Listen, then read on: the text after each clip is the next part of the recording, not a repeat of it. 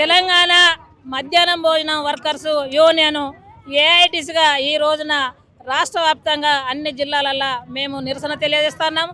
జయశంకర్ జిల్లాలో మరి collector office ముందు మేము నిరసనకు తెలియజేస్తూ ఉన్నాము. ఇక్కడ ప్రభుత్వాలు 22 సంవత్సరాల నుండి మేము వంట చేసిన కార్మికులము రూపాయి పావుల నుండి వంట చేస్తూ ఉన్నాం.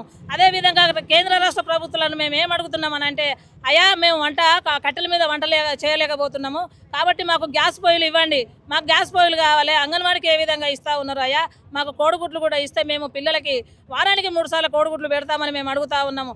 అట్లాగే మాకు 26,000 గౌరవ వేతనము ఇవ్వాలని మరి కేంద్ర ప్రభుత్వాన్ని కూడా మేము వేడుకలు కోరుతా ఉన్నాము. మరి రేవంత్ రెడ్డి గారు మరి అప్పుడు మాకు హామీలో 10,000 గౌరవ వేతనం ఇస్తామని అన్నారు.